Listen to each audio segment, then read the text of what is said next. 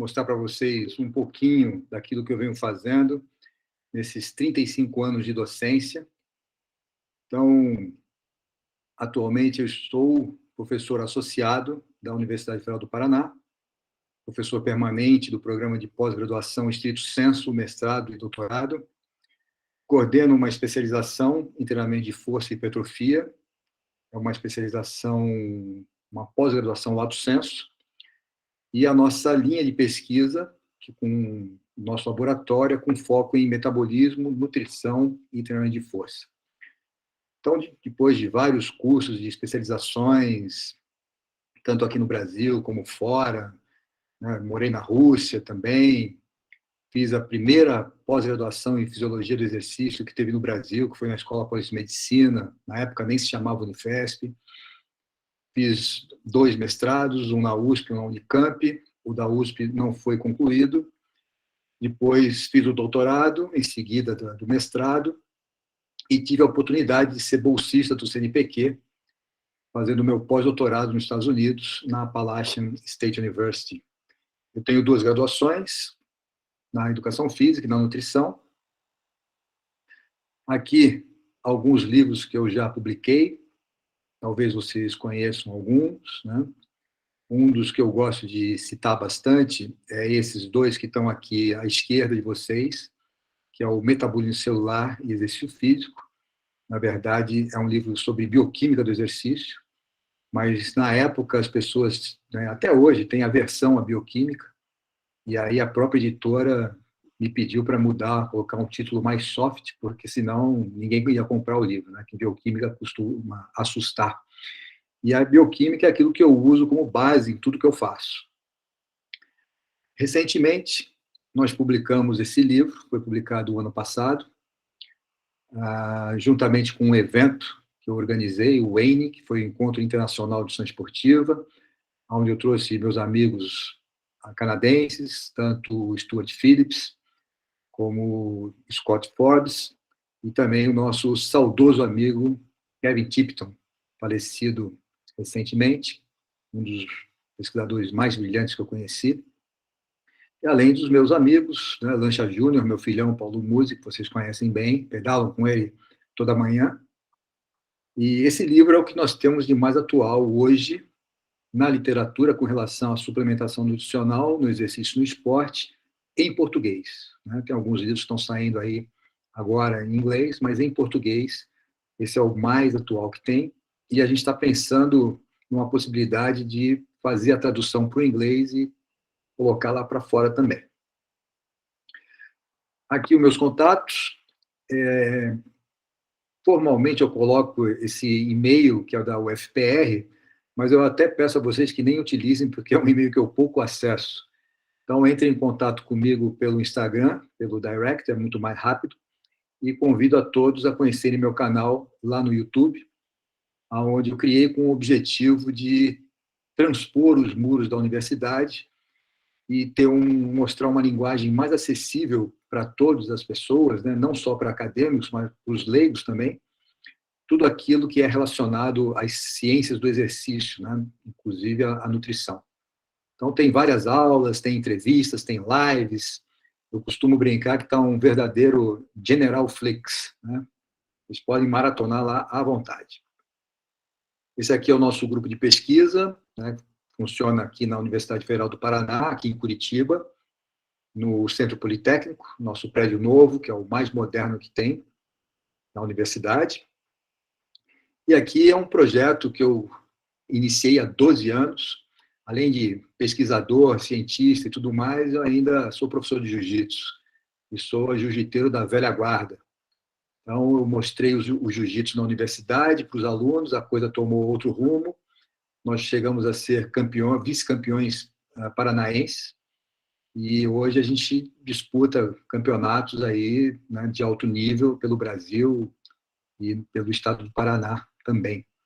Então, é um projeto totalmente gratuito para os alunos da universidade e para a comunidade de fora. Então, tenho vários policiais, né, pessoal do BOP treinando comigo aí. Né? Quem quiser conhecer a Arte Suave, numa visita aqui a Curitiba, é só trazer o kimono e nos visitar lá no prédio antigo da Educação Física. Aqui é a Appalachian State University, a universidade é onde eu passei um bom tempo, fazendo meu pós-doutorado. Ela fica numa cidadezinha no alto de uma montanha, chamada Boone. O pessoal mais antigo aí talvez conheça o Daniel Boone, que foi um colonizador americano, tinha até uma série de TV, e a cidade leva o nome dele. É uma cidadezinha que fica quase com a fronteira do Tennessee, é um local de country music, e hoje é onde se encontra o laboratório mais moderno dos Estados Unidos com relação a exercise science. Inclusive, eu estou indo para lá agora, dia 25, depois de 2 anos de molho por causa da pandemia, para uma reunião de pesquisa de 4 dias, onde a gente vai propor novos projetos, traçar novas metas, e em seguida eu vou para San Diego, na Califórnia, onde vai acontecer o Congresso Americano, né, de Medicina Esportiva, que é o American College of Sports Medicine, que é o maior congresso do mundo de medicina esportiva. Eu espero que um dia vocês possam conhecer e frequentar esse congresso, que acontece uma vez por ano em cidades diferentes dos Estados Unidos. E eu já vou lá para o American College pelo menos há uns 10 anos. Bom, antes da gente iniciar a nossa conversa, né, eu gosto muito de mostrar para vocês, e principalmente vocês que estão entrando na era da pesquisa e precisam ler muitos artigos científicos. Né? Todo acadêmico precisa ler artigo científico e tem que entender como ler o artigo científico e aonde buscar. Então, nós temos aí uma pirâmide de evidências que, na base, são as piores evidências, né, de anedotas, opiniões de experts no assunto, e o que a gente mais vê hoje nas redes sociais são os experts. Eu costumo dizer que o que impera hoje é o efeito Dunning-Kruger. Vocês não sabem o que é o Dunning-Kruger, procurem lá no Google, vocês vão ficar assustados, né? Dunning-Kruger são 2 pesquisadores que fizeram uma curva em U, mostrando que quando o indivíduo ele se acha que é o expert no assunto e ele atinge essa curva em U, ele atingiu o maior grau de imbecilidade que pode existir. E o que a gente mais vê hoje nessas redes sociais, nesses podcasts para lá e para cá, é um besterol generalizado. Então, quando vocês forem procurar os artigos científicos, procurem dos estudos de coorte para cima, principalmente aqueles que são controlados, randomizados, e deem preferências às revisões sistemáticas e às meta-análises. E, logicamente, que não é porque é uma meta-análise que é o melhor artigo do mundo, porque muitas vezes, numa meta-análise, você tem aí uma seleção de 5.000 artigos, mas apenas 6 ou 8 vão ser investigados. Então, muita atenção na leitura, cuidado, né, prefiram revistas que tenham um impacto alto, porque o critério de publicação ele é muito mais exigente. Né? Muita revista predadora que publica muito lixo por aí. Eu recebo diariamente, de 3 a 5 convites para publicar nessas revistas predadoras. As pessoas, esses editores vão achando as minhas publicações, gostam, me convidam para publicar. Quando eu vou ver, o impacto é 0,2, 0,3, e a gente tem que procurar publicações que tenham um impacto pelo menos de 3 para cima. Né? E, logicamente, que tem algumas revistas com impacto altíssimo, como a Nature, como a Science, né? Mas até um pouquinho complicado publicar ali. Então, seguir por essa pirâmide, para quando vocês forem buscar os artigos científicos, seja qualquer o assunto, né, que vocês tenham pelo menos uma base que direcione vocês. Com relação ao consenso que é estipulado, né, da suplementação dietética, a gente vê que não só para os atletas, mas para as pessoas em geral que fazem exercício, que praticam exercício, e uma coisa que os médicos precisam entender é que exercício é medicina.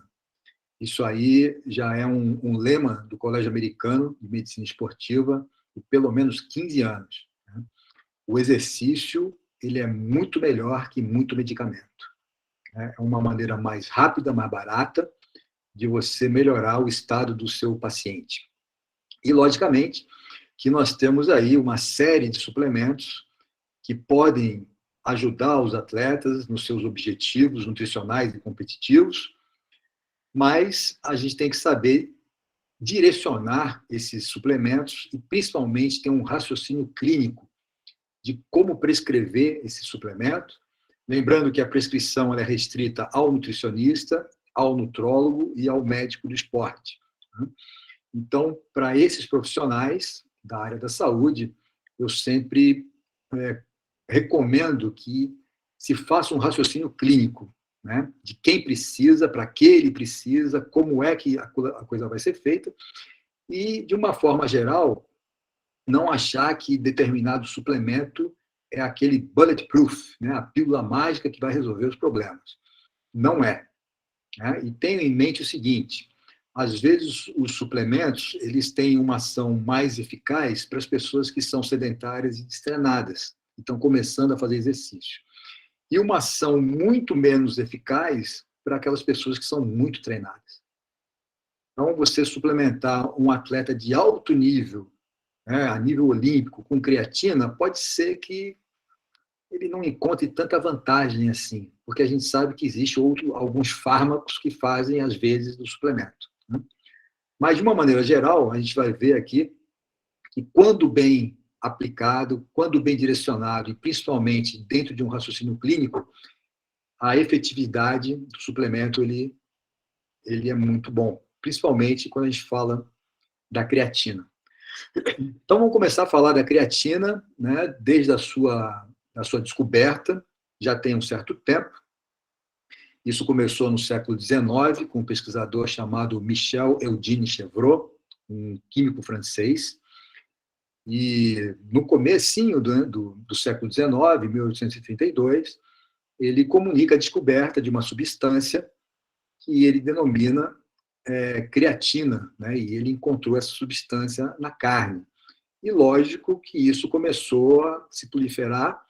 Essa pesquisa, esse relato está feito no primeiro paper que surgiu no mundo sobre creatina, que foi publicado pelo Andrew Hunter, que foi um pesquisador canadense, já falecido, mas eu tive a oportunidade de conversar com ele na época ainda, né, que ele estava em atividade. E um pouquinho mais para frente, né, 1847, um pesquisador alemão, ele confirma, então, que a creatina ela era encontrada em extratos da carne de animais, dos mamíferos, e, principalmente, curiosamente, isso foi demonstrado em raposas. Então, tinham as raposas que participavam de um jogo na Inglaterra, que eles saíam à caça das raposas usando os cães. Só que as raposas que ficavam e eram caçadas eram as raposas selvagens. E tinham aquelas raposas que eram mantidas em cativeiro. E, pela primeira vez, quando eles fizeram a extração desse tecido, né, do músculo, eles viram que as raposas selvagens, e principalmente aquelas que os cães iam atrás delas, e elas, logicamente, tinham que fugir, elas tinham muito mais creatina no músculo que as raposas que ficavam no cativeiro.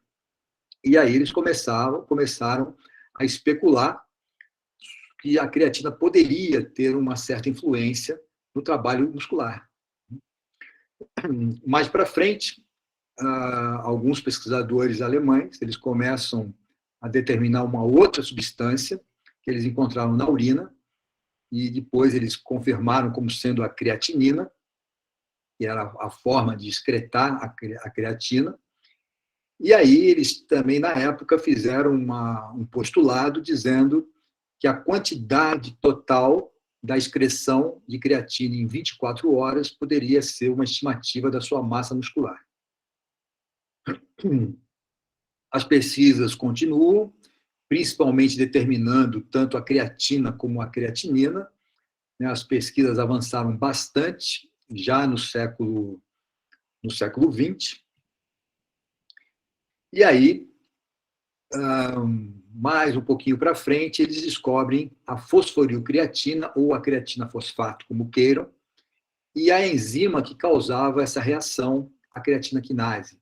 Creatina quinase, né, alguns chamam de CPK, mas o nome correto na bioquímica é apenas CK, né, creatina quinase. E, logicamente, que essa enzima ela tem uma atividade muito aumentada quando nós estamos em trabalho físico intenso ou, então, quando nós temos aí algum problema, né, de saúde sério, por exemplo, um infarto do miocárdio, a gente tem uma elevação muito grande da CK, né, porque implica no metabolismo da fosforilcreatina e da creatina. Ocorre que alguns fisiologistas do exercício, eles pecam um pouco, principalmente o pessoal que trabalha com futebol, de achar que toda vez que a creatina quinase está elevada, isso pode representar algum risco na saúde do atleta. E não é bem assim. Né? O problema não é o quanto ela eleva, o problema é quanto tempo demora para ela voltar aos níveis normais. Porque toda vez que nós fizermos exercício intenso, essa creatina quinase ela vai ficar elevada, sem dúvida alguma.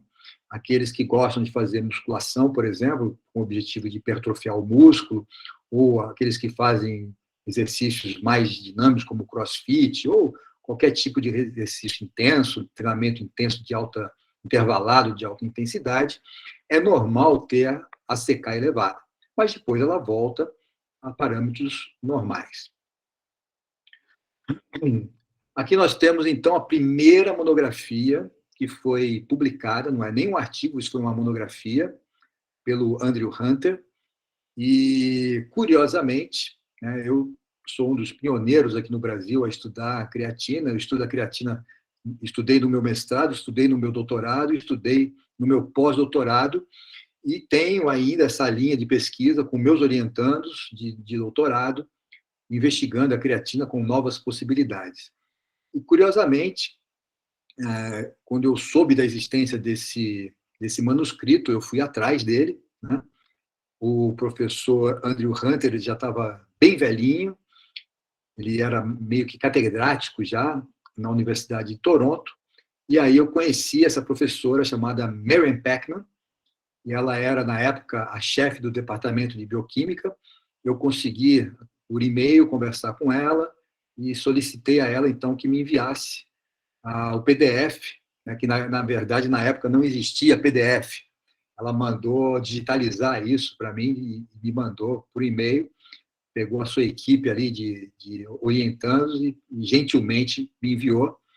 E ela perguntou, mas por que você tem tanto interesse, meu filho, em ter isso aqui? Eu falei, minha senhora, é porque eu estou estudando a creatina e eu quero começar do início. Né? Então, eu quero mostrar, quando eu for defender o meu mestrado, tá? Ainda era mestrando, eu quero mostrar o início das descobertas, né, das publicações de creatina. Ela falou, muito bem, meu filho, gostei. Então, ela gentilmente me enviou, e eu já sabia que, na minha defesa, iam me cobrar isso, e eu fiz questão de entregar um exemplar para cada membro da banca. Né? Eles podiam falar, mas como é que você conseguiu isso? Né? Não, está aqui. E aí a gente tem algumas novidades com relação à creatina, e principalmente a atividade da enzima, né, da creatina quinase e da fosforilcreatina, porque alguns tecidos eles são desprovidos da atividade da enzima. A enzima ela tem uma atividade muito baixa. O fígado, por exemplo, é um tecido que tem atividade muito baixa de secar, e outros tecidos têm demandas flutuantes. Então, às vezes está um pouquinho mais alto, outra hora um pouco mais baixo, mas a gente sabe que o músculo esquelético, principalmente o músculo esquelético, o cardíaco, o cérebro e alguns outros tecidos têm essas demandas flutuantes, mas apresentam uma certa atividade da enzima. Então, como eu falei para vocês, toda vez que nós nos colocamos em situação de exercício intenso, essa enzima ela fica altamente ativada. Eu posso até dizer que é uma reação até um pouco mais delicada, que a gente vai falar, vai chamar isso de reação alostérica, né?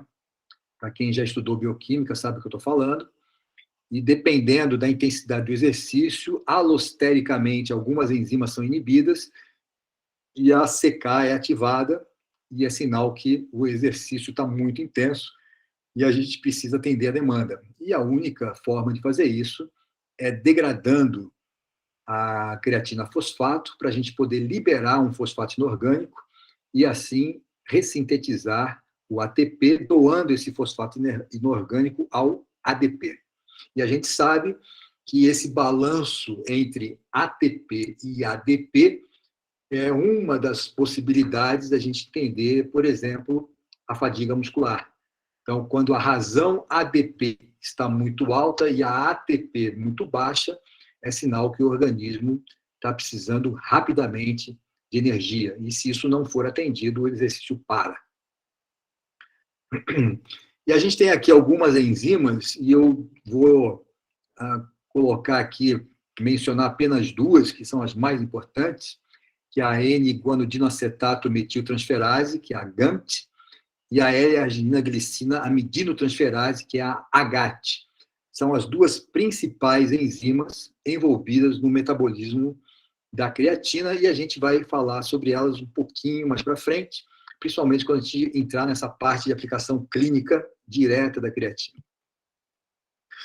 Então, nós temos aí uma estimativa de por volta de 94%, 95% dessa creatina ela vai ser encontrada dentro do músculo. Ocorre que o músculo ele não consegue sintetizar creatina. Então, essa creatina é sintetizada em outros tecidos. O fígado é um deles, né? A suprarrenal também é outra. E aí nós temos o transporte dessa creatina por uma série de transportadores, né, de proteínas que são ligadas ao ácido gama-aminobutírico. E essa creatina, então, ela entra no músculo, né, por transportadores específicos. Lembrando que a creatina ela não é uma proteína e ela também não é um aminoácido, né? Muita gente fala isso e erra. Na verdade, a creatina ela é um tripeptídeo, ou seja, ela é uma substância constituída por 3 aminoácidos. Então, ela não é um peptídeo, ou seja, não é um aminoácido isolado, e também está longe de ser uma proteína. A gente sabe que para uma substância ser classificada proteína, ela precisa conter todos os 20 aminoácidos e estar numa forma de ligação linear ou não, de pelo menos 100 peptídeos ou 100 aminoácidos. Uma coisa interessante também é que a atividade dessa creatina quinase, ela tem alguns tecidos uma atividade bem mais elevada, como eu já falei, tanto no músculo como no coração, nos espermatozoides, e em outros, atividades mais baixas, né? Principalmente no pulmão, no baço, no rim, no fígado, né, no tecido adiposo, e isso, às vezes, pode causar algum problema metabólico futuro. Então, fazendo aqui um resumo, né, a creatina ela é a junção de 2 aminoácidos, da glicina e da arginina, e ainda com a combinação pela metilação da metionina. E aí nós temos uma produção que pode ser por via endógena por volta de 1 grama e a produção por via exógena dentro daquilo que nós nos alimentamos, principalmente as carnes. Então, tanto a carne bovina, a carne das aves, a carne de peixes, mas a gente tem aí uma produção exógena por volta também de 1 grama. Então, a gente pode assumir que nós produzimos por volta de 2 gramas de creatina por dia. Mas isso ainda é muito pouco para que a gente possa notar algum desempenho, alguma melhora no desempenho, né? Essa creatina que vem da nossa produção endógena, mais a que vem de maneira exógena, ela ainda não é suficiente para que nós tenhamos aí melhoras tanto na atividade como no desempenho esportivo. Essa creatinina, ela é a única maneira que nós temos de excretar a creatina, é a única reação no nosso organismo que não precisa de enzima, é a única reação não enzimática, que é a conversão de creatina em creatinina, e essa creatinina, então, ela é excretada pela urina. E como eu já falei, a quantidade total de excreção de um dia em 24 horas é mais ou menos proporcional à quantidade de músculo que você possui.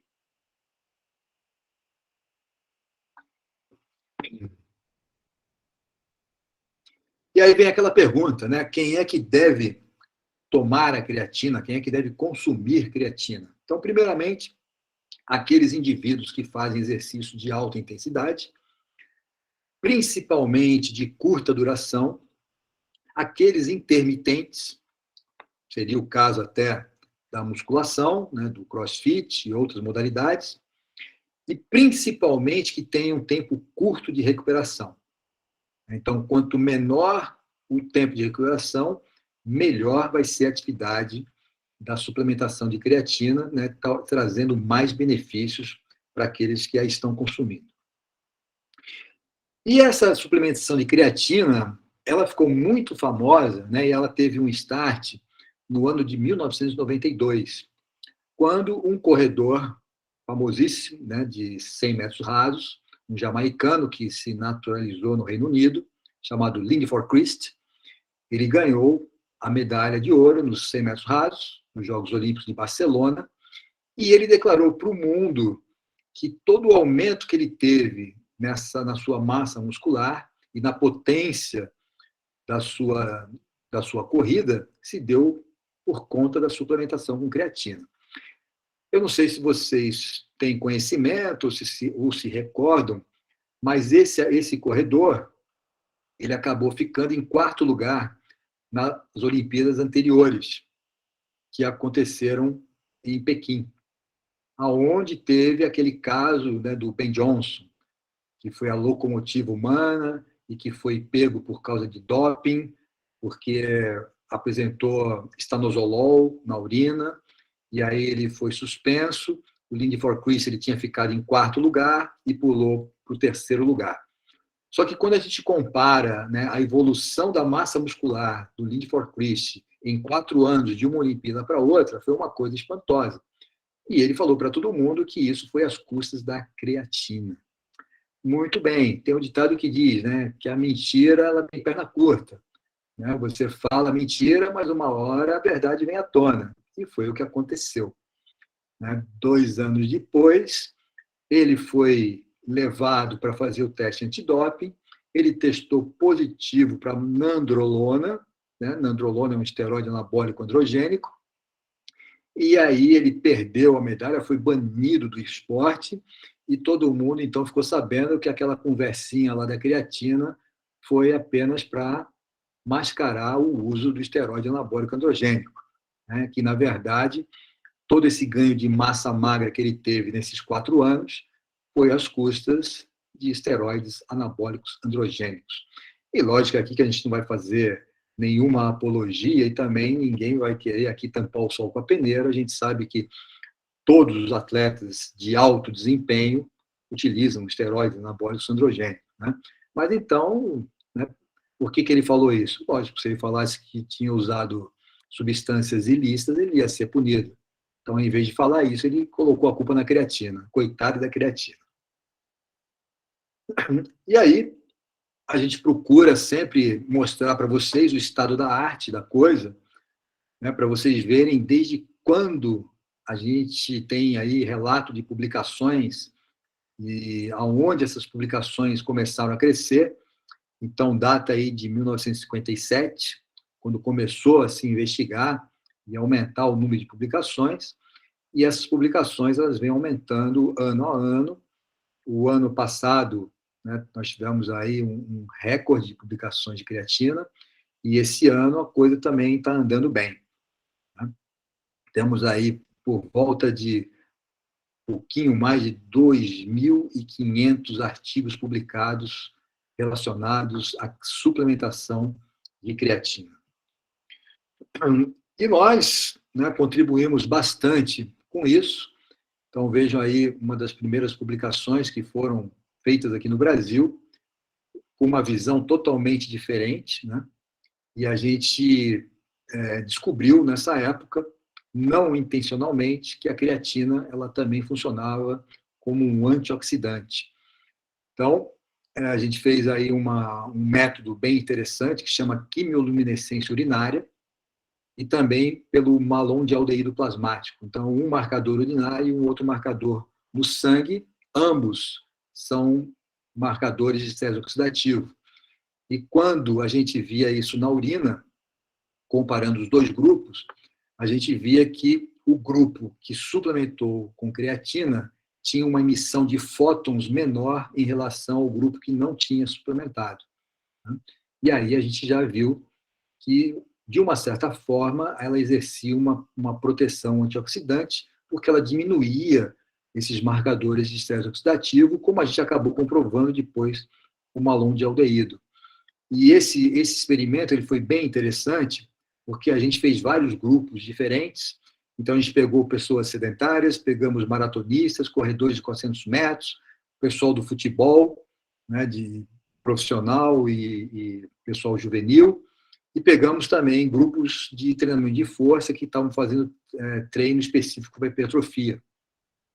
E a gente viu que tanto houve melhora na parte da arquitetura muscular, né? Houve aumento de massa magra, houve aumento de força, mas também aquilo que a gente tinha investigado, que era a ação antioxidante da creatina. E aí, a gente continuou publicando, né? Principalmente focando nas modificações de composição corporal e força máxima, e a gente encontrou resultados muito satisfatórios, realizados com exercícios de força, os exercícios bem conhecidos de vocês, como supino reto, supino fechado, rosca direta, desenvolvimento, agachamento, e a diferença foi estatisticamente significativa quando a gente comparava com o grupo controle, né, que estava treinando, mas não estava consumindo a creatina.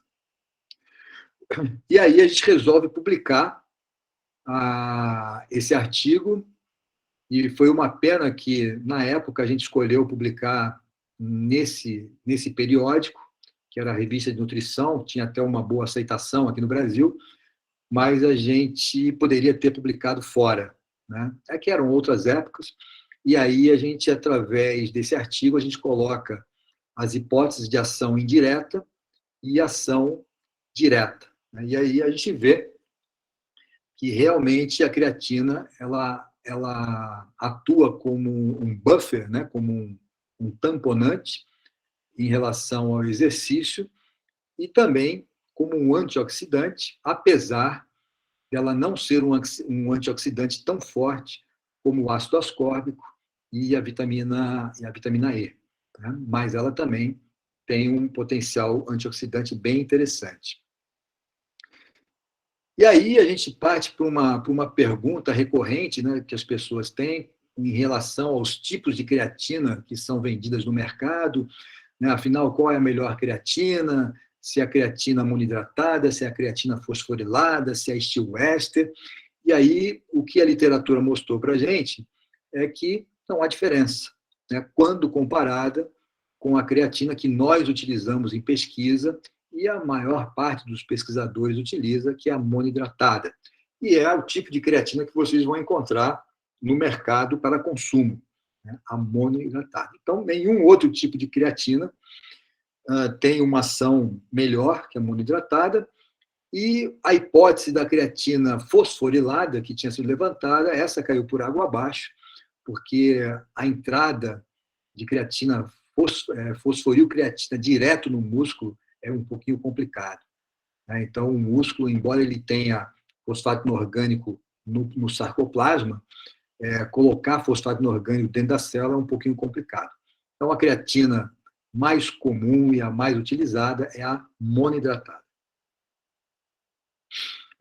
E aí a gente vê que algumas revisões foram feitas, né, alguns posicionamentos foram colocados, principalmente pela Sociedade Internacional de Nutrição Esportiva, que é uma das entidades que a gente segue, né, no mundo. Essa é a mais liberal, mas tem a mais conservadora, que é a Sociedade do Colégio Americano de Medicina Esportiva. Né? E aí, dentro dessas revisões, algumas bobagens eram faladas, né, recorrentes, principalmente se a creatina causava algum tipo de lesão no rim. Né? Alguns nefrologistas começaram a levantar essa hipótese, mas isso não tem nem a literatura até hoje não conseguiu comprovar isso, né? Então, esse negócio da creatina causar lesão no rim, isso é apenas um mito, né? Não é verdade. E a creatina, em algumas situações muito raras, algumas pessoas apresentaram aí queixas de cãibra, porque realmente pode haver uma disfunção hidroeletrolítica, né? Porque a creatina ela coloca bastante água para dentro da célula, mas também alguns casos isolados, não quer dizer que todo mundo vai ter cãibra se usar a creatina. E a creatina é uma substância extremamente segura, né? Já foi comprovado isso. E aí a gente publica mais um artigo, né? Dessa vez com relação ao treinamento de força voltado para a hipertrofia, onde a gente testou 2 protocolos, um protocolo com intervalo fixo de 2 minutos entre as séries, e um protocolo que nós fizemos a proposta de decréscimo desses intervalos. Então, a cada semana, o intervalo decaía em 15 segundos, e isso ia praticamente aumentando a densidade do treino. Então, vocês podem ver na figura embaixo que, embora a carga total, o volume total de treinamento tenha diminuído, né, nesse grupo que fez esse protocolo, com diminuição dos intervalos, com relação aos ganhos de força e aos ganhos de hipertrofia, as coisas ficaram mais ou menos equiparadas. Isso mostra o quê? Que a creatina ela foi mais efetiva para aqueles que reduziram os intervalos entre os exercícios que aqueles que mantiveram os intervalos por 2 minutos. E essa pesquisa ela foi bem interessante, porque a gente comparou isso com 2 exercícios básicos, que foi o supino e o agachamento, né, onde as cargas eram relativamente maiores comparada com outros exercícios, mas a gente viu isso durante todas essas semanas, que embora o volume de treino tivesse diminuído, as respostas foram similares, né? E essa imagem aqui ela é espetacular, por quê? Porque nós fizemos o padrão ouro, né, de aferição, que foi a ressonância magnética. Então, vejam, não precisava nem de análise estatística, né? Então, vejam aqui essa figura, esse corte muscular superior. Vocês estão vendo o indivíduo deitado, com os pés voltados para vocês. Então, aqui nessa parte, vocês estão vendo os músculos adutores. Na parte de fora, os quadríceps, o vasto lateral. E na parte de baixo, os glúteos. Então, o que é escuro é músculo e em volta o que é claro é gordura. Então, vejo que, embora tenha havido aumento de massa muscular, teve aumento de tecido gorduroso também. Né? Hipertrofia é esse problema. Tem que ter balanço calórico positivo. Agora, o que mais chamou a atenção é a imagem de baixo. Vejam embaixo, vocês estão vendo uma pessoa em pé, vocês estão olhando por cima. Então, na parte ali superior, vocês estão vendo o peitoral, e embaixo o deltoide, do lado o bíceps e o tríceps. Então, vejam na figura, né, no pré e no pós, o que aumentou de massa magra durante essas semanas de treinamento com o consumo da creatina. Então, quer dizer, a creatina potencializou o treinamento de força. Lembrando que não é a creatina que causa isso. Quem causa isso é o treino. Só que a ação da creatina é fazer com que você se recupere mais rápido entre uma série e outra e acabe produzindo mais volume, mais tempo sob tensão, né, no músculo e mais trabalho. E isso é que leva a melhora, principalmente de modificação de composição corporal e área de secção transversa. Aqui foi outro estudo interessante que a gente publicou, e dessa vez, né, mostrando aí uma situação bem interessante, que a creatina ela se mostrou um potente antioxidante, fazendo com que uma boa parte da produção de ácido úrico fosse convertida em urato, né? Ou seja, a gente achava que o ácido úrico era um agente oxidante e, na verdade, quando há essa conversão, isso acontece no músculo, lógico, quando há essa conversão ao urato, é mais ou menos a mesma coisa quando a gente converte ácido lático em lactato. Então, ele tem um poder tamponante bem interessante, e quem participa disso é a própria ação da creatina, né, na célula muscular. E aqui foi um artigo que a gente até achou bem bacana, né, que a gente usou para discussão, nessa relação que a gente tem do ácido úrico e do ferro, porque quando a gente faz exercício intenso, a gente tem uma hemólise muito grande e tem uma produção elevada de ácido úrico, porque a gente aciona a via das purinas e pirimidinas, né? E a gente descobriu que quando a gente suplementa o indivíduo com creatina, há uma inibição da enzima xantina oxidase, impedindo assim que essa via das purinas e pirimidinas ela chegue a uma ativação maior. Então, o que a gente viu aqui, né, num estudo com um teste de Wingate, né? Para quem não conhece o teste de Wingate, é um teste que você faz uma visita ao inferno e volta. Ele dura 30 segundos em esforço máximo, que a gente chama de all-out. All-out significa acima de 100% do VO2 máximo. E a gente viu que esses ciclistas que eram treinados e fizeram o teste de Wingate, com a suplementação de creatina, eles apresentaram um aumento da potência muscular e também uma certa ação tamponante na musculatura durante o teste de Wingate. E aí, algumas perguntas recorrentes com relação à suplementação de creatina, né, o quanto que a gente deve usar, o que pode afetar a saúde ou não dos atletas ou das outras pessoas. E aí a gente chega numa determinação que o consumo ele não deve ultrapassar 5 gramas por dia, quando o objetivo é melhora no desempenho esportivo, né, ou melhora da composição corporal. Quando eu falo composição corporal, eu estou me referindo à massa magra, isenta de gordura, né, e não à massa gorda.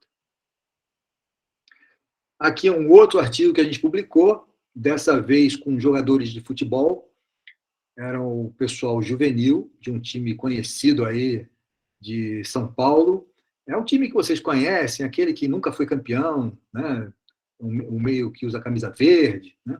Então a gente fez um trabalho bem bacana lá nesse clube, e a gente viu que os jogadores que fizeram a suplementação com creatina, eles melhoraram a potência nos sprints curtos que eles faziam dentro do campo, né? E quando a gente comparou com o placebo, né, que tomou uma substância inócua, não tomou a creatina, a parte de potência, né, foi bem mais interessante naqueles que usaram a creatina. E aqui a gente tem uma das últimas recomendações, né, das diretrizes da Sociedade Internacional, dizendo que a creatina é o auxílio ergogênico mais efetivo que nós temos no mundo atualmente, né?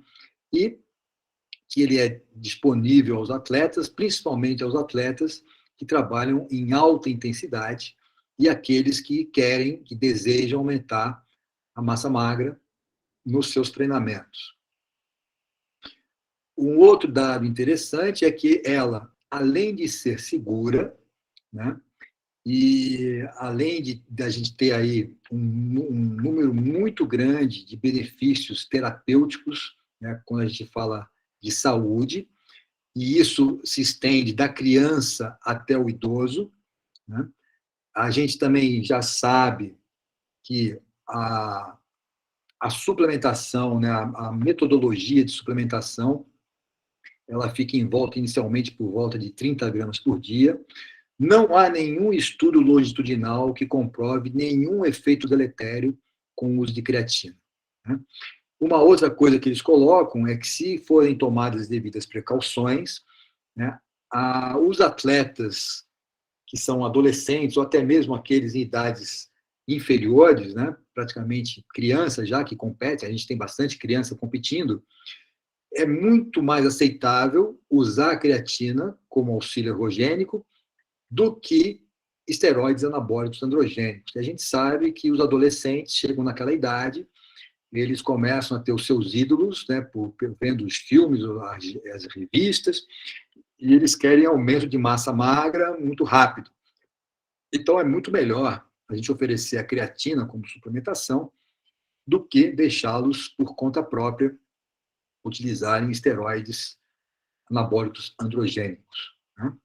E, logicamente, que a suplementação ela precisa ser recomendada, prescrita por profissional especializado na área. Como eu já falei, nutricionista, nutrólogo ou médico do esporte.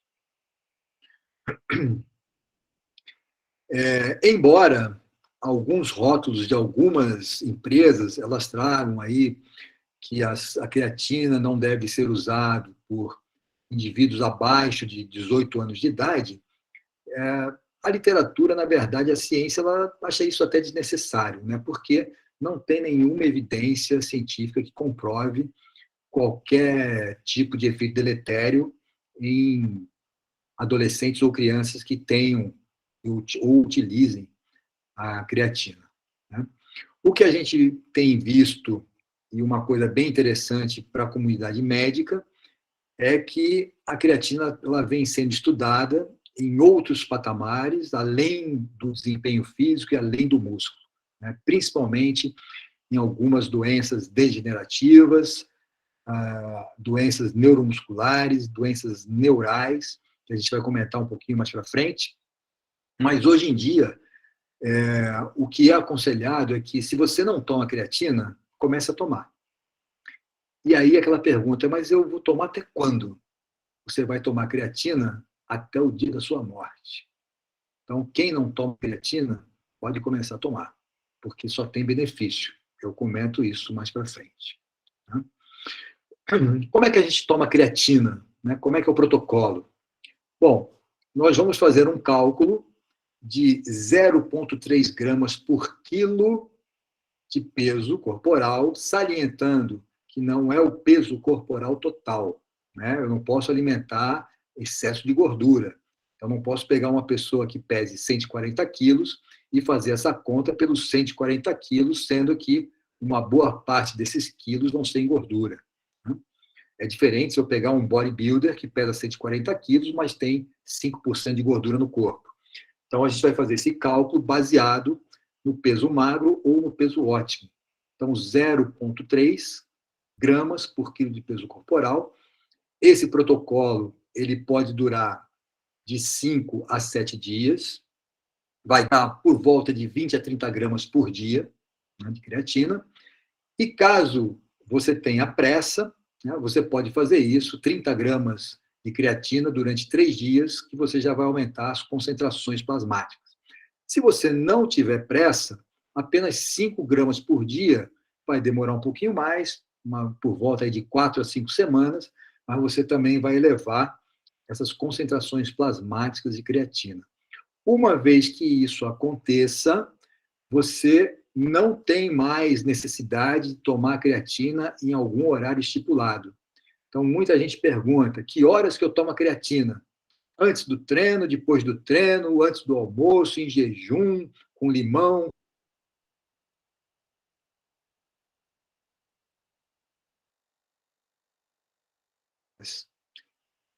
A creatina ela pode ser consumida em qualquer horário do dia. Creatina não é pré-treino. Né? Não caiam nessas bobagens, nesses besteróis, principalmente nesses podcasts que estão em voga por aí hoje em dia. Né? A creatina ela pode ser consumida a qualquer momento e, caso você não consuma creatina num dia, você pode consumir no outro. Por quê? as concentrações plasmáticas elas só vão baixar depois de 5 semanas com ausência total da suplementação de creatina. Portanto, se você esquecer de tomar a creatina durante um dia, 2 ou 3, não tem problema nenhum. Você simplesmente volta a tomar suas 5 gramas por dia. Então, de novo, a creatina não é pré-treino e quando essas concentrações plasmáticas estiverem aumentadas, vocês podem consumir a creatina em qualquer momento. Se você quiser tomar antes do treino, você toma. Se você quiser tomar depois do treino, você toma. Se você quiser tomar antes de dormir, você também pode tomar. Certo? Não há diferença nisso aí. Beleza? E aí, como eu falei, a gente tem aí a creatina, principalmente ligada àquelas enzimas que são precursoras, que eu falei para vocês, a GAMPT e a GAT, em alguns tecidos que a gente tem um olhar voltado mais para a parte da saúde, a parte médica. Né? E esse artigo aqui, bem interessante, que é um artigo que foi publicado no Journal of Biological Chemistry, ele mostra o seguinte: quando você ingere a creatina, ela vai chegar no ápice dela, né, do efeito, por volta de 1h30. Mas, no outro gráfico, vocês estão vendo o seguinte: quanto é que eu consigo colocar de creatina para dentro da célula? Eu não consigo mais que 5 gramas. Ah, mas o fulano de tal diz que toma 10, o outro toma 30. Pessoal, não adianta. Quando as concentrações plasmáticas estiverem elevadas e o objetivo for melhorar o desempenho físico, aumentar a massa muscular ou qualquer coisa relacionada com o músculo, não adianta mais que 5 dias. Portanto, não gastem dinheiro à toa, porque creatina está cara. A gente tem visto aí, porque está faltando matéria-prima por causa da pandemia, né? Aumentou o consumo também e o preço da creatina se elevou. Então, não joguem dinheiro fora. 5 gramas por dia é o suficiente.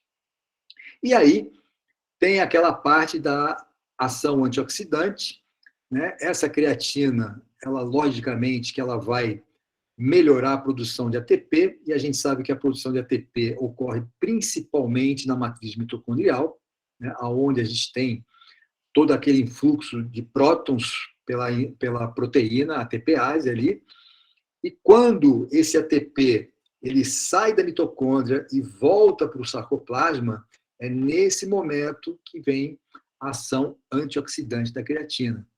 Então, pessoal, vocês que fazem treino de força com objetivo de hipertrofia, vocês que fazem exercícios intensos, consumam a creatina, porque além dela dar essas vantagens de potencializar o treino, ela ainda está agindo como um antioxidante e como um tamponante também.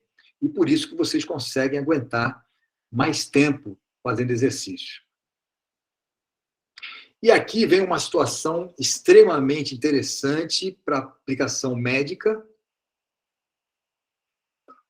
que é a utilização da suplementação de creatina para indivíduos que têm problemas de degeneração neuromuscular ou então neural. Nós temos aí uma boa parte das investigações agora voltadas para doenças como Parkinson, demências e principalmente o Alzheimer. E aí, lembra, logo no começo que eu mostrei que alguns tecidos eles têm atividade bem baixa da secada da creatina quinase? Pois é, um desses tecidos é o cérebro.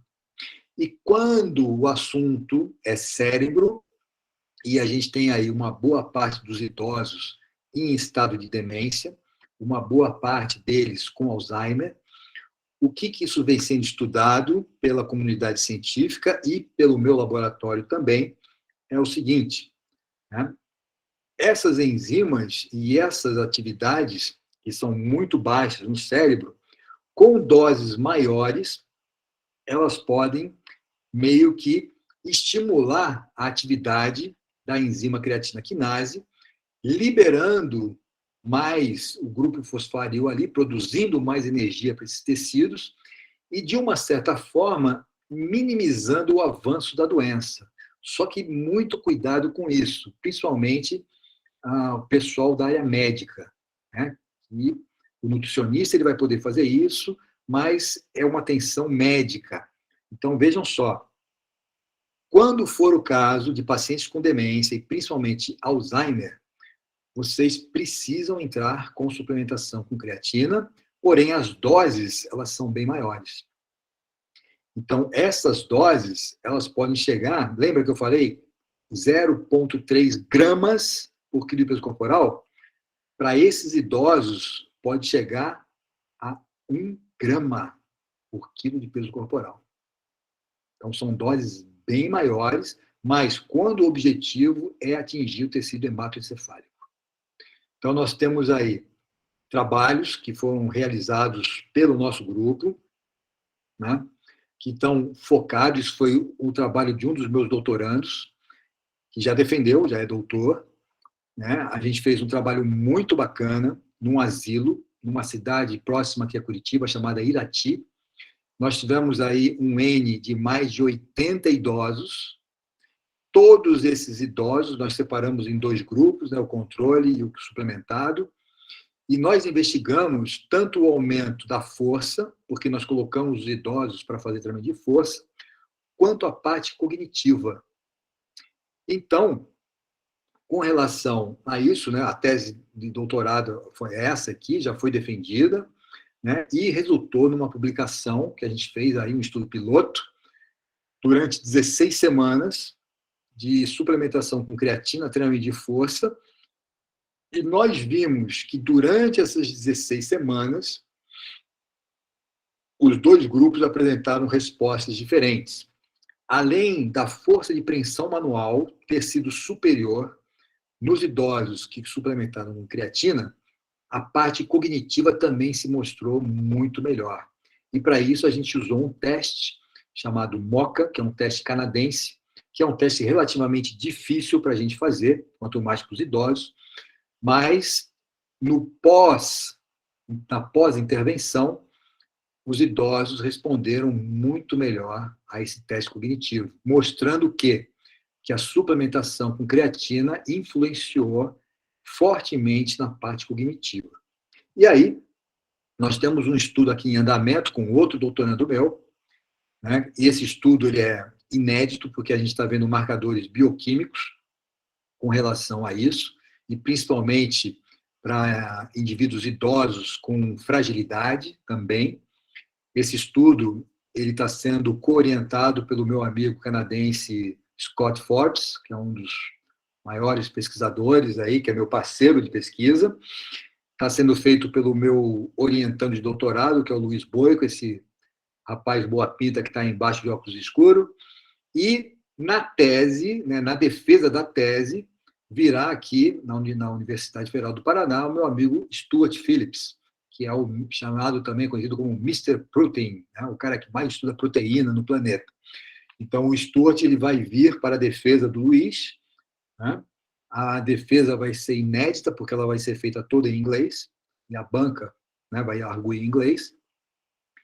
E praticamente em fevereiro de 2023, essa defesa vai acontecer, e nós vamos aí, então, revelar para vocês várias situações, várias observações sobre a suplementação de creatina em adultos idosos, né? E nós estamos começando um projeto extremamente ousado, e isso também vai ficar por conta do doutorando, né, que está entrando agora. Nós vamos fazer uma pesquisa, né, o projeto já está pronto, com indivíduos idosos, porém com demência. Então, qual é a condição para o idoso fazer parte do projeto? Ele tem que apresentar demência, e principalmente Alzheimer. E o que a gente espera com isso? Logicamente que nós não esperamos curar o idoso do Alzheimer, mas o exercício físico, o exercício de força, mais a suplementação com creatina nessas doses elevadas, a gente tem aí uma hipótese e uma grande expectativa que a gente possa diminuir, minimizar o avanço da doença, né? Então, como a gente sabe que se a gente conseguir aumentar a atividade dessas enzimas no tecido hematoencefálico, provavelmente a gente consiga minimizar o avanço da doença. Então, é um projeto ousado que a gente está em processo no nosso laboratório, e eu tenho certeza que isso vai trazer aí uma grande contribuição para a ciência com relação a essa prática médica. E aqui, durante o meu pós-doutorado, eu tive esse projeto aprovado lá na Appalachian State, aonde a gente procurou observar os efeitos do treinamento de força na massa magra. Na verdade, a gente estava querendo ver a minimização da sarcopenia, mas, curiosamente, eu descobri que eu não poderia usar a palavra sarcopenia lá, porque isso está induzido apenas a pesquisas com doença, né, e a gente não estava investigando doença. Mas, então, a gente teve que mudar para massa muscular. Então, a gente estava... Esse projeto ainda está acontecendo lá, né, está acontecendo em paralelo, é uma parceria. O projeto foi aprovado pela universidade, principalmente eu recebi um grant, né? Grant é uma bolsa que veio de Washington, D.C., do governo americano, para esse estudo ser feito, né? E aí a gente está investigando lá a força, a diminuição da sarcopenia, o estresse oxidativo em adultos idosos, né? Então, assim, o governo americano hoje ele dá uma importância muito grande para as pesquisas que são feitas para a população idosa, que é uma população que avança no mundo inteiro, né? Nós temos aí uma projeção para 2050 de ter quase a metade da população mundial de idosos, né? A sobrevida aumenta, né? Morre menos gente, a não ser que tenha aí, né, o Covid, né, que matou bastante gente, mas a expectativa é que morram menos indivíduos e mais indivíduos fiquem idosos. Então, é isso que a gente quer fazer, né? Estudar o que a gente pode fazer em prol desses indivíduos idosos. E essa pesquisa tem como colaboradores, os co-investigadores, o Dr. Steve McNaught, que é meu grande irmão, parceiro de pesquisa, e o Dr. Scott Collier, que é aqui à direita, também é um grande pesquisador lá da Appalachian. E esse projeto continua em andamento. Aqui é uma das últimas revisões que nós publicamos sobre creatina, já avançando já para a parte médica, né? A creatina e a sua atividade não só no músculo, mas também nos ossos e na atividade cerebral em idosos. Então, uma revisão bem bacana, que foi publicada no Journal of Dietary Supplements pelo quarteto fantástico, né? Scott Forbes, Darren Candle, que é o outro pesquisador canadense, o meu doutorando, Luiz Boico, né? E eu ali como o chefe da equipe. Então, não sei se vocês sabem, mas a gente tem sempre o primeiro, o segundo, o terceiro, depois pode vir alguns autores, e tem sempre o último. O último autor é o chefe, né? Então, por isso que me chamam de general, eu sou o chefe. E o primeiro autor é o Scott Forbes, né, que é um grande amigo, vai vir aqui para o Brasil no final do ano, vai ficar aqui em casa. Vamos apresentar o Brazilian Barbecue para o Scott, né, rapaz, gente finíssima, e um dos melhores e maiores pesquisadores, junto com o Darren Candle, de creatina do planeta. Aqui algumas publicações mais recentes, que são publicações já de 2022, feitas pelo Scott, né, com o comando do Darren Candle, falando já da suplementação com creatina e os seus efeitos na função cerebral, né? Então, hoje, a comunidade científica está apostando bastante nisso e volta aquela enzima que eu falei para vocês, né, que é a GAMPT e a GAT, e a nossa expectativa é aumentar a atividade dessas enzimas no tecido hematocefálico para que a gente possa ter alguns benefícios em relação à saúde, principalmente relacionada com aspecto cognitivo, aspectos de depressão e até de concussão, né? Uma outra evidência que a gente tem recente da creatina em relação ao efeito anticatabólico, né? Então, para minimizar os efeitos sarcopênicos do envelhecimento, e principalmente o efeito anti-inflamatório, né? Olha só que bacana.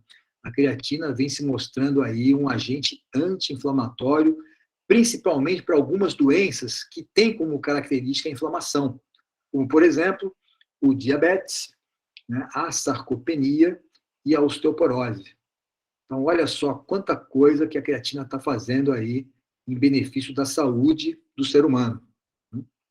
E em tempos de Covid-19, que foi essa pandemia aí que nos deixou de molho durante 2 anos, né? Tem 2 anos que eu não viajo para os Estados Unidos, que eu não vou para reunião, que eu não vou para congresso por causa da pandemia, né? O nosso parceiro aqui também de pesquisa começou a investigar a ação da creatina, né, em condições de envolvimento de disfunção mitocondrial ligados à inflamação, e a gente sabe que o COVID faz isso, e principalmente com relação à utilização da creatina e a ação farmacológica dela como um potente pós-viral, né, principalmente síndrome de fadiga.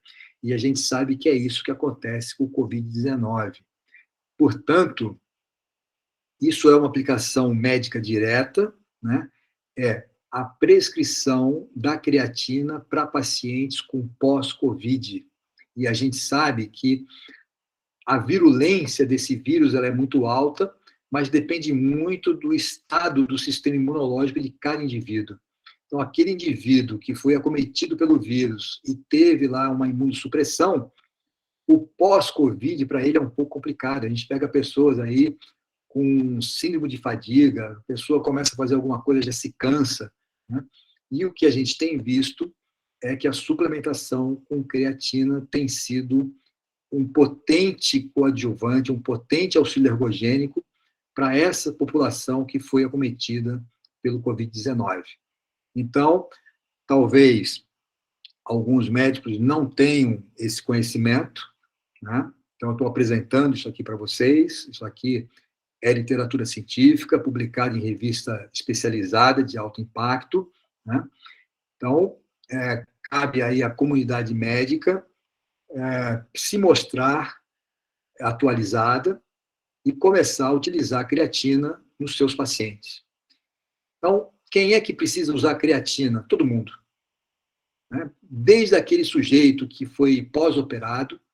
Eu tenho vários seguidores que são médicos, que são cirurgiões, são ortopedistas, e muitas vezes entram em contato comigo pedindo, né, solicitando consultoria, opiniões e conselhos, e eu sempre tenho alertado a eles que eles devem usar a suplementação do creatina no pré e no pós-operatório.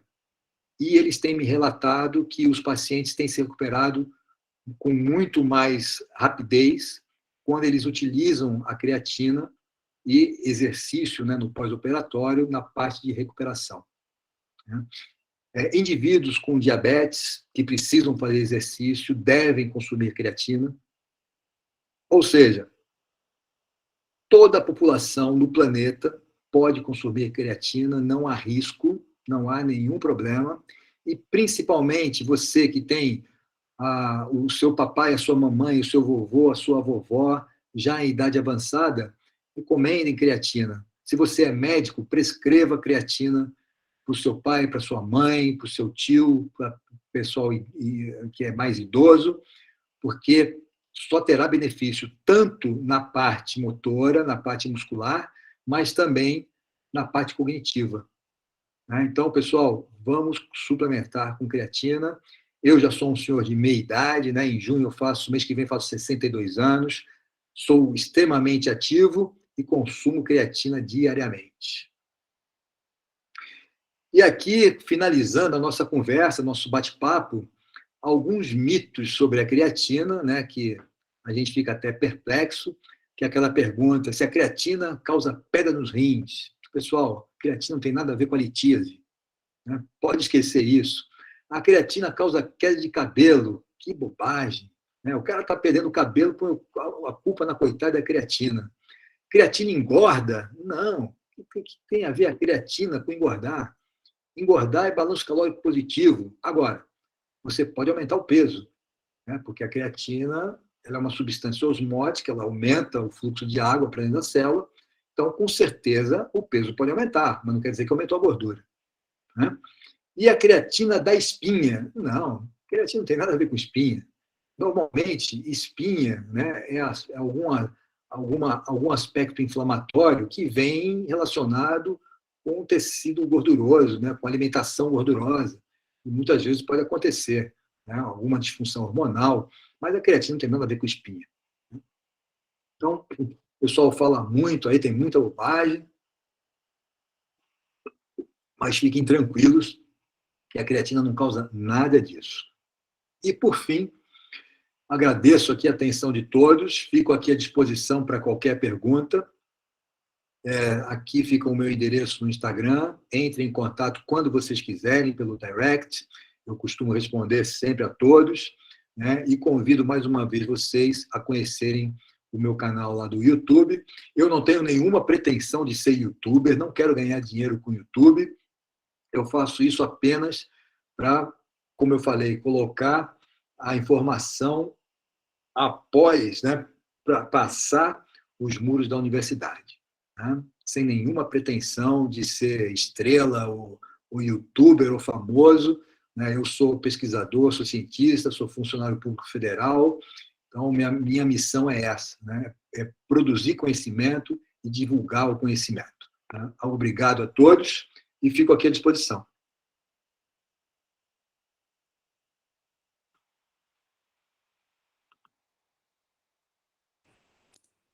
Professor, tem umas perguntas aqui no chat, eu vou ler para você. Por favor. Se alguém quiser abrir o microfone aí, quiser estar perguntando também, pode perguntar, tá, gente? Não precisa ter vergonha, não. Pergunta do Pedro, ele perguntou se a suplementação de creatina tem alguma idade mínima para começar. Olha, Pedro, o seguinte, você não precisa dar creatina para uma criança de 3, 4 anos, né? Normalmente, uma criança ela começa a sua vida esportiva lá por volta dos 6 anos, 7 anos. Eu acho muito cedo, né? Eu acho muito cedo. Mas, vamos supor que essa criança já esteja lá, chegando nos seus 11, 12 anos, e já esteja envolvida em competições um pouquinho mais sérias, né? Se for o caso, a gente já pode entrar com a suplementação mais ou menos por volta aí 12, 13 anos. Muito criança, assim, não acho necessário. Criança, na verdade, tem que brincar. Então, deixa ela brincar, alimenta bem, né? Agora, uso de creatina é para criança que seja esportista, né? Que seja atleta e já esteja em competição. Aí sim, a gente pode pensar nisso. Mas lembrando, todo caso é um caso e isso exige raciocínio clínico. Boa. Mais alguma pergunta, gente? Alguém quer perguntar alguma coisa? Professor, é uma pergunta assim, bem boba, mas é uma coisa que eu sempre fico em dúvida. Isabela, não existe pergunta boba, Isabela. Pode perguntar à vontade. Por exemplo, saí final de semana, bebi. Eu sempre Certo. fico em dúvida, eu tomo a creatina normal, vai ter alguma interferência, tem algum problema? Não. A única coisa que você vai fazer é não beba muito. Mas Tá não tem bom. problema. Pode ir para a balada sossegada. Se esquecer de tomar creatina, toma no dia seguinte. E outra, você pode tomar creatina no dia que treina e no dia que não treina também. Tá? Fica Tá tranquila. bom, então. Só lembra Obrigada. do seguinte, olha, muito álcool pode interferir no processo hipertrófico, hein? Cuidado. Obrigada, a aula foi excelente. Obrigado. Pode perguntar, gente. Estou tranquilo aqui. Já jantei, portanto, estou sem pressa. Não fiquem inibidos, perguntem. Ô, professor, em relação às creatinas que estão disponíveis no mercado, o senhor tinha falado que está caro e está caro mesmo. A cara. Eu fui pesquisar e tal, e aí tem as creatinas que são creatina pura, assim, né? Você consegue ver que só tem ela. E tem as mais em conta, que vem de quantidade maior, que tem algumas coisas no meio. E eu queria saber em relação a essas coisas que tem, se é para aumentar, tipo, só o volume para vender, se ela atrapalha. Tá, muito boa pergunta, Guilherme. O negócio é o seguinte: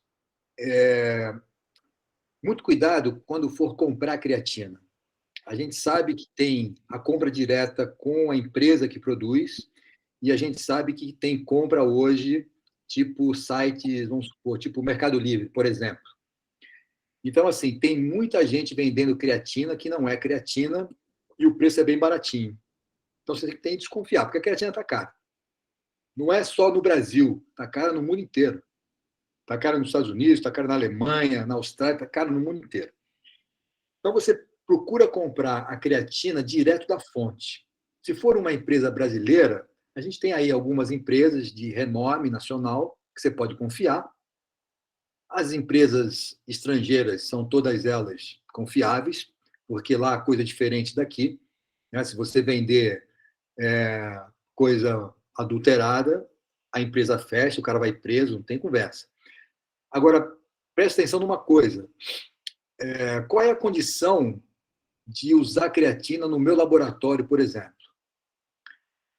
O meu orientando, ele tem a obrigação de mostrar para mim o laudo de pureza. Então, o que a gente faz aqui?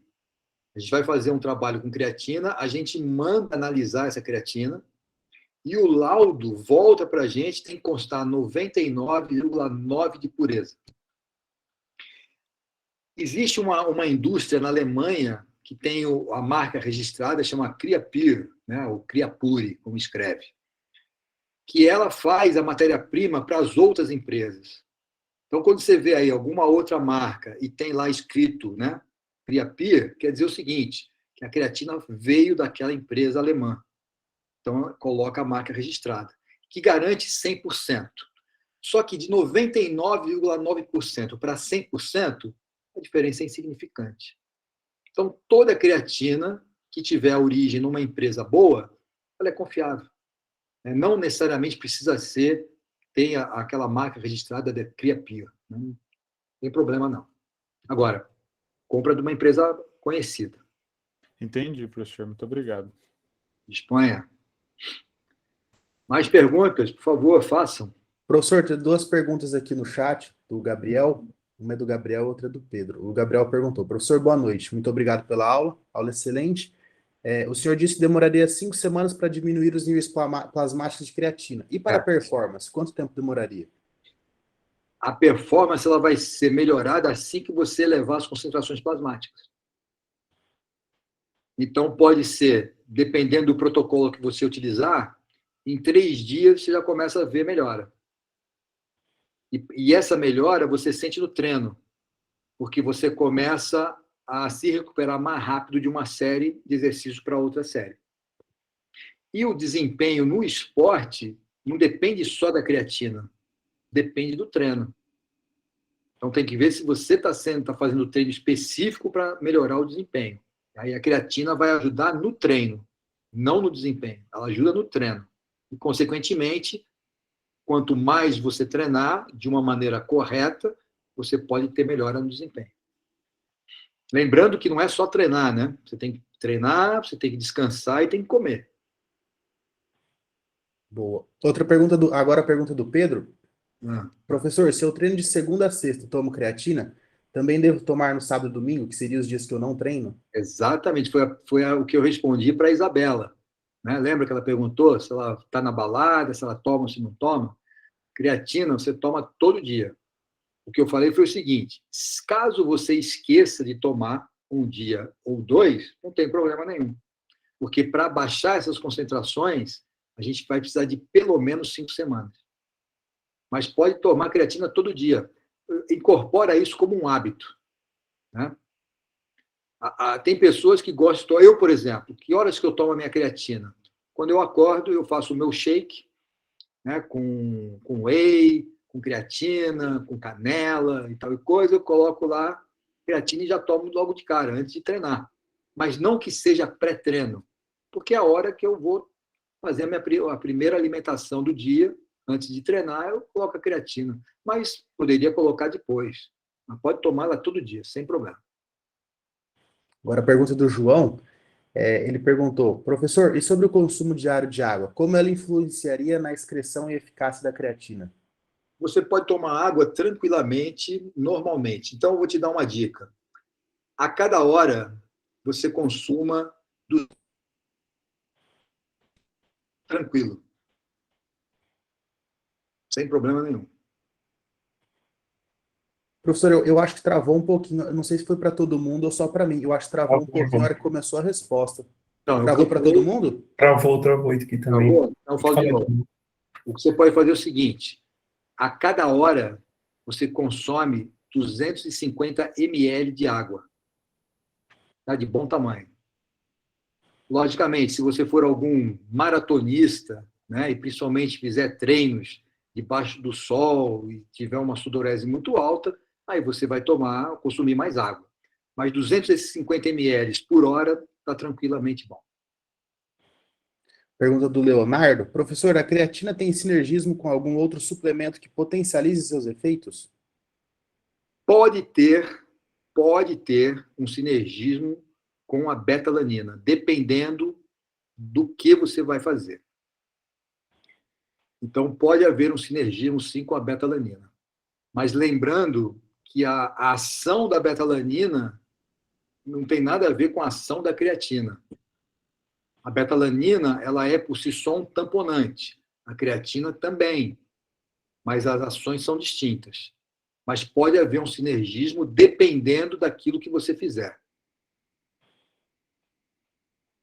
Agora a pergunta da Isabela de novo. A betalanina seria um bom suplemento para hipertrofia também? Isabela, eu convido você a conhecer meu canal do YouTube. E tem uma aula lá intitulada assim: betalanina na hipertrofia, usar ou não usar? Então, assim, vou te dar um spoiler. Depende do protocolo de treino que você faz.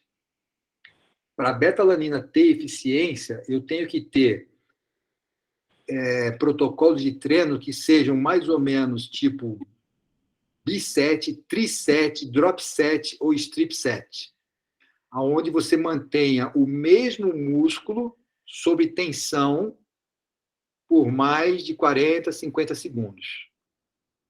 Se você faz séries antagônicas, por exemplo, faz bíceps e faz tríceps, já não vai funcionar. Então tem que ser para o mesmo músculo. Então vamos supor que você faça lá um triset com agachamento. Você sai do leg press, vai para o agachamento, depois vai fazer passada, por exemplo. Aí ela pode te ajudar. Professor, como perguntaram do sinergismo, se a creatina tem um sinergismo com algum outro suplemento, acho que seria legal você falar para eles em relação da cafeína, né? Que era essa pergunta que vinha. Ninguém perguntou? Aí eu falei, pô, é legal falar, né? E a utilização junto com o carboidrato também, né? Eu ia até comentar sobre isso. Tipo, um alimento que é insulinotrópico, por exemplo, usar com whey protein, ou uma refeição com carboidrato, talvez. Então, vou responder as duas. Bom, primeiro a cafeína. Pessoal, a única coisa que pode haver uma certa competição é em relação ao metabolismo do cálcio. Uma vez que o músculo, para ser acionado, ele precisa do cálcio. Então, o que a gente pode fazer? Eu não vou tomar creatina no mesmo momento que eu vou consumir a cafeína. Lembrando que existe uma diferença muito grande entre café e cafeína. Porque a quantidade de cafeína que tem no café é muito pequenininha. Então, não é aquele que vai atrapalhar. Agora, quando a gente usa cafeína em pesquisa, né, e eu já tive 4 mestrandos que defenderam, né, as suas dissertações com cafeína, a gente fez cafeína com vários experimentos. A cafeína que a gente usa é na forma anidra. Então, a concentração de cafeína é alta. Então, nesse momento, eu não vou colocar creatina e cafeína junto. Eu posso tomar no mesmo dia, não tem problema nenhum. Só que eu tenho que ter um espaço aí de tempo para consumir a creatina e a cafeína. Com relação a alimentos que sejam insulinotrópicos, né, e a gente sabe que o whey é um dos, se não for o maior deles, não há diferença de você usar a creatina com proteína, com carboidrato ou só com água. Não existe diferença estatisticamente significativa. Então, você faz aquilo que você gostar mais. Você quer tomar creatina com whey? Toma. Quer tomar creatina com carboidrato? Toma. Se quiser tomar com água, pode tomar. Não existe diferença aí. Lembrando uma coisa, né? A gente sabe que tanto o aminoácido como a glicose, elas são sódio dependentes. A creatina também é. Então, não tem diferença. Obrigado, professor. Alguém tem mais alguma pergunta? Querem mandar no chat? Querem abrir o microfone para falar alguma coisa? Esse pessoal está muito inibido. Todo mundo tem muita vergonha aqui, professor. Pessoal, não tem vergonha nenhuma, falem à vontade. Se quiserem fazer algum comentário da aula, pode abrir o microfone, mandar no chat. Olha, se quiser falar, essa aula foi conversando. uma merda, não entendi nada, pode falar também, não tem problema.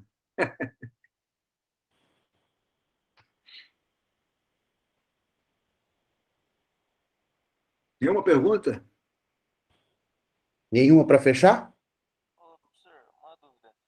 Quando o senhor Opa, falou das 5 gramas de creatina, que acima disso já não vale mais a pena, mas para alguém que já é bem treinado, assim, pode, pode aumentar esse consumo ou não, vale a pena? não. Pessoal, vocês precisam entender o seguinte, né? Existe uma certa falácia por aí de que principalmente os bodybuilders, eles são seres alienígenas. Na verdade, não são. Né? As proporções são as mesmas. Eles apenas têm mais peso, têm mais músculo. Mas é tudo proporcional ao peso. E lembrando uma coisa, quanto mais treinado for, menor vai ser a ação ergogênica do suplemento. Não esqueçam disso. O que vai melhorar o bodybuilder, se ele já é um cara que treina aí pelo menos há 10, 15 anos, com certeza não vai ser a creatina. Né? E a gente sabe muito bem o que é utilizado hoje, né, por essa população, os principais, os tops que competem, e a gente sabe que a coisa vai por volta de gramas por dia de substâncias farmacológicas mais pesadas. Né? Para não falar o nome delas, né, aqui. Sim, entendi. Obrigado, professor. Alguém tem mais alguma pergunta, algum comentário da aula? Querem perguntar alguma coisa para o professor? Sobre os livros dele, o canal, enfim, os cursos que ele tem? Pessoal, falar em curso, eu já estou tramitando na universidade a 5ª turma da pós-graduação em treinamento de força e hipertrofia, que vai começar em janeiro. O primeiro módulo é comigo, vai ser a bioquímica do treinamento de força. E vai ser no dia 21 e 22 de janeiro. E uma novidade, esse curso, essa pós-graduação vai ser híbrida. Ou seja, vai ser presencial e EAD. Então, as pessoas que moram aqui em Curitiba, que moram aqui nas redondezas do Paraná, Santa Catarina, normalmente o pessoal vem para assistir a aula. A aula é de sábado e domingo. Mas tem gente que é lá de Roraima, lá do Acre, lá de Fortaleza, e gostaria de fazer a pós-graduação, não pode porque é longe. Pois dessa vez vai poder fazer, porque vai ser online também. As aulas serão gravadas, os alunos poderão assistir às aulas quantas vezes eles quiserem, e vai ter também um tira-dúvidas com os professores dos módulos. Então, fiquem atentos, essa pós está prevista para começar em janeiro. Logo, logo, que tem os trâmites burocráticos da universidade, né? A pós é chancelada pela UFPR.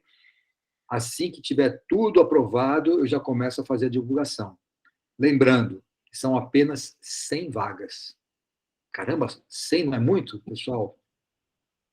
100 vagas, eu garanto a vocês que vão ter pelo menos uns 300 inscritos, de cara.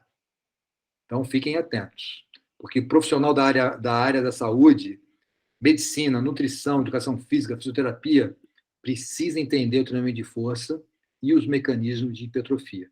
E essa pós-graduação é específica para isso. E sem modéstia nenhuma, eu afirmo para vocês que é a melhor do Brasil.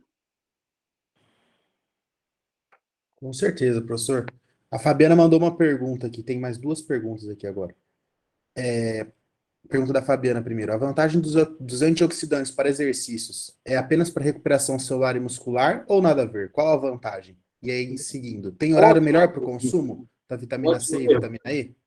Ótima pergunta. Então, olha só, está preparada, Fabiana? Então, senta aí, que agora você vai ter uma notícia estarrecedora. Né? Os antioxidantes, logicamente, que eles têm uma função, né, primordial, que é parar ou minimizar a inflamação. Né?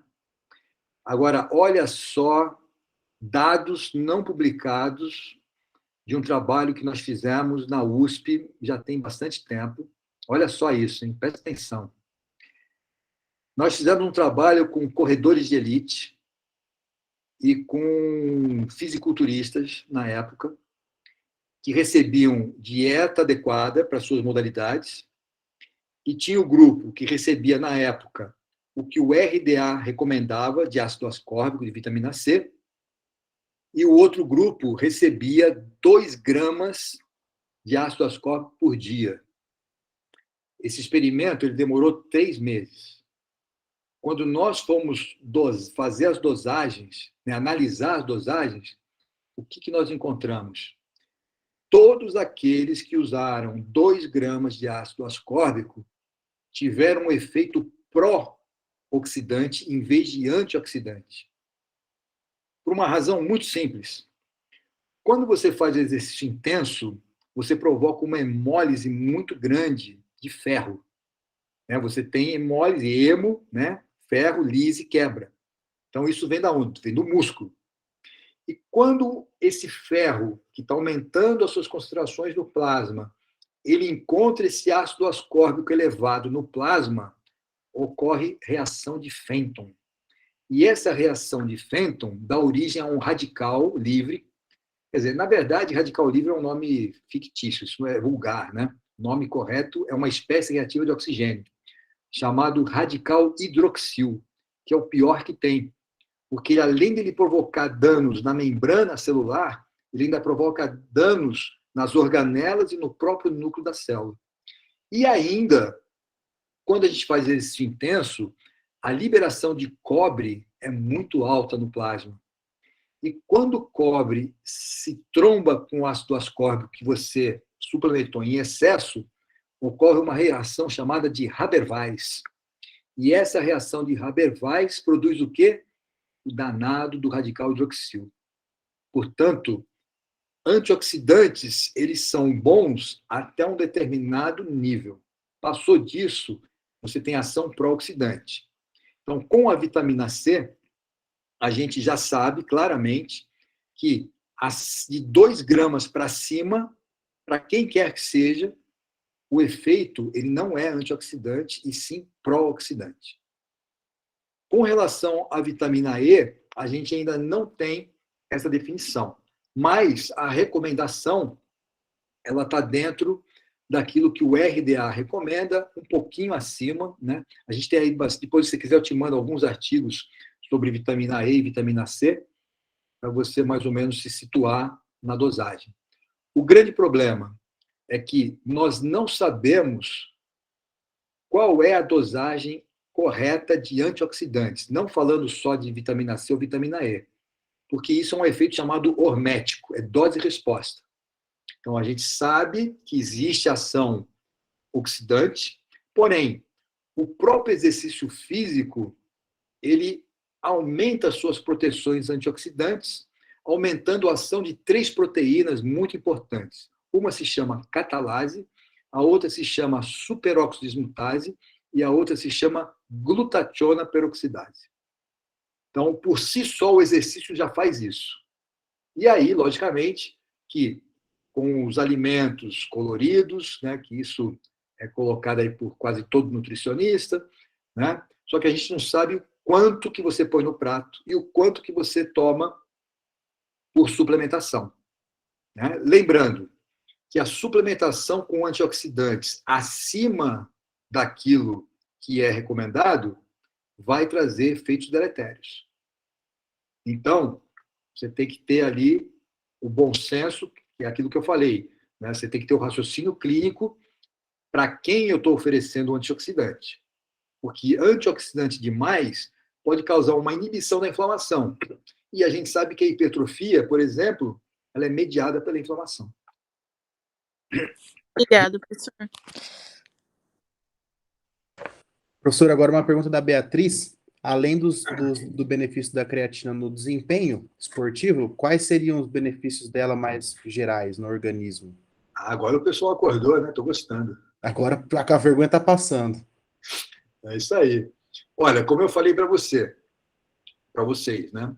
Além da parte de desempenho, né, a gente tem aí uma frase que chama beyond the knowledge, né? Além do conhecimento. A creatina ela está se mostrando uma substância eficaz, principalmente para ações cognitivas, né? Pessoas com depressão, pessoas com demência, pessoas com distrofias musculares, de Becker, de Duchenne, pessoas com Parkinson. Então, a creatina está sendo bom para todo mundo, né? Aqueles que são religiosos podem falar assim, santo remédio. Como não é remédio, né? Santa substância. Se não consome creatina, consuma. E prescreva para o papai, para a mamãe, para o vovô, para a vovó, todo mundo tomando creatina. Mais alguma pergunta? Ó, eu estou fazendo a transmissão direta aqui do meu Instagram. Quem está assistindo aqui a nossa conversa é o meu amigo Scott Forbes, direto lá do Canadá. Está aqui, ó.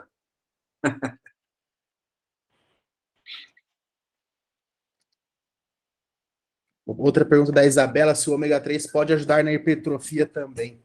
Olha, poder pode, mas eu não posso comparar o ômega 3 com creatina, né? Aliás, convido você também para conhecer meu canal do YouTube, que tem uma palestra fantástica, ela foi feita no ENE, do meu falecido amigo Kevin Tipton, que era um cara que estava estudando exatamente ômega 3 e hipertrofia. Então, tem a palestra dele lá sobre ômega 3 e hipertrofia. Você pode assistir quantas vezes você quiser, né? Então, assim, o ômega 3 ele tem ação na hipertrofia, mas eu não posso comparar o ômega 3 com a creatina. Professor, foi do último ENE que ele palestrou? Foi. Ele faleceu? Faleceu. Infelizmente, Nossa, faleceu. eu assisti o evento. Então, e aí, em homenagem a ele, eu liberei, porque o ENE foi pago, né? Sim. Então, em homenagem ao Kevin, eu liberei a palestra dele, foi uma das últimas palestras que ele fez antes de morrer, e está lá, né, como homenagem. Vocês podem ir lá no meu YouTube e assistir quantas vezes quiserem essa palestra ômega 3 e músculo. Muito bacana. Alguma outra pergunta? Tem pergunta no Instagram também, professor? No Instagram, estão pedindo para deixar a live salva. Vocês estão gravando isso? Caio, está gravando? Tô gravando, professor. Eu mando Então, para vocês. Depois você me manda que eu vou colocar lá no YouTube. Aí o pessoal pode ir lá assistir quantas vezes quiser. Beleza. Assim que carregar, eu te mando no e-mail lá. Você me manda o e-mail que você quer, porque aquele da FPR você não usa, né? Então, a Crícia está perguntando aqui, ó, vai ficar lá no meu YouTube depois, com o que eles mandarem. Fica tranquila.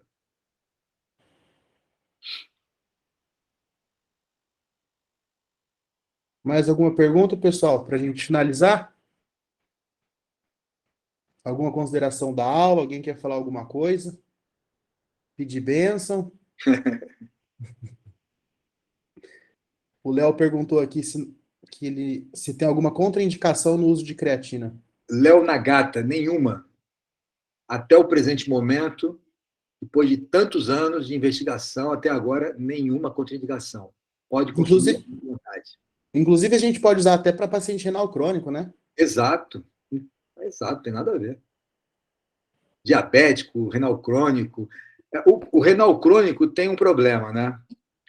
Enquanto ele estiver no estado conservador, não tem problema. Quando for para hemodiálise, aí a coisa complica, né? E aí vocês sabem qual é o final, né? Mas, enquanto está no estado conservador, pode consumir, sem problema nenhum.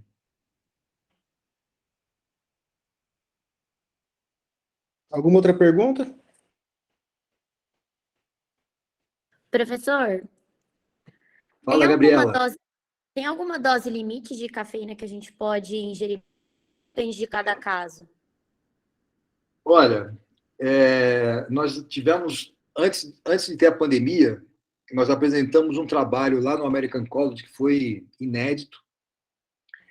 A gente tinha enviado para apresentação de pôster, e o trabalho foi tão bem aceito que a gente apresentou oral. E quem ficou lá na apresentação de cabo a rabo foi meu amigo Stuart Phillips, né, que foi lá só para assistir. Inclusive, essa apresentação está lá no YouTube. As doses de pesquisa, elas são por volta de 6 gramas, né, de cafeína. 9 gramas não faz efeito nenhum. Mas a gente testou 8 gramas para trabalhos de força máxima. E o que a gente descobriu? Que o teste de capacidade de força máxima, né, o 1RM, aumentou tanto no supino como no agachamento, com administração aguda de cafeína. Lembrando que a cafeína é na forma anidra, né, com concentrações maiores, e ela tem que ser administrada pelo menos 1 hora antes do teste. Entendi, Professor, tem outra obrigada. pergunta aqui. Outra pergunta aqui do Francisco. Se tem alguma diferença na quantidade de consumo de creatina para cada biotipo? Ectomorfo, endomorfo, mesomorfo? Não. Assim como também não existe dieta específica para cada biotipo. Né? Isso aí que falam na internet. Isso aí você escutou em algum podcast da vida aí. Né? Esse curandeiro da vida. Não existe. O problema é que tem médico que fala isso hoje em dia. Não, tem. Esse aí tem que ser... Você lembra da época da Inquisição, que os caras morriam queimados? Médico que fala bobagem tem que ser amarrado e queimado. Não tem conversa. Já chega o limão, a glutamina e a gratidão. Já chega.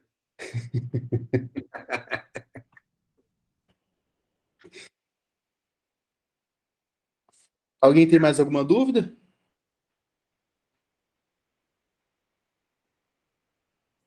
Percebeu que ninguém fala, aí a hora que eu pergunto surge mais uma ou duas, né? Mas é assim mesmo, é assim mesmo. É que é bom ver o professor falando, o cara sabe demais. Aí você inventa qualquer coisa na hora para ver ele dando aula. Não, você pode fazer meus cursos também. Olha, pessoal, vocês aí da medicina, eu andei, nessa época de pandemia, eu dei várias aulas live como essas, com um título bem bacana, que é assim, Detalhes que Passam Despercebidos, que eu falo sobre acidose metabólica. Porque o curso de bioquímica geralmente é muito mal dado na graduação e muito mal aproveitado, porque são logo no início, né, no primeiro, segundo ano, o aluno ainda não tem maturidade, então ele acha aquilo uma desgraça, aprende errado, ou então não aprende, e depois nunca mais vai ver. Então, eu andei dando essas aulas, administrando essas aulas, né, falando justamente sobre o problema da acidose metabólica. Mas agora, para agosto, eu estou planejando aqui um curso que chama Bioquímica do Exercício, do macro ao micro-universo. É um curso fantástico. Eu começo esse curso há 13,7 bilhões de anos, exatamente quando começou o Big Bang. E aí eu venho no tempo e no espaço até chegar nos dias atuais dentro da célula. É um curso fantástico. Então, fiquem atentos que provavelmente em agosto eu estou lançando esse curso online, né? 100% online, ao vivo, online, né? E com esse título, Bioquímica do Exercício do Macro ao Micro-Universo. Fiquem ligados. É só vocês me seguirem no Instagram e vocês vão ficar antenados ali, porque eu já começo a fazer a divulgação. Beleza, professor, valeu. Para quem não segue o professor no Instagram lá, além de postar sempre os cursos dele, sempre tem umas publicações bem interessantes com algumas considerações de artigos, sempre tem bastante coisa lá que vale a pena vocês estarem lendo. Tem artigo, tem treino, tem ironia que eu faço com as bobagens que falam por aí. Só coisa boa. Mais alguma coisa, pessoal? Alguém quer perguntar mais alguma coisa?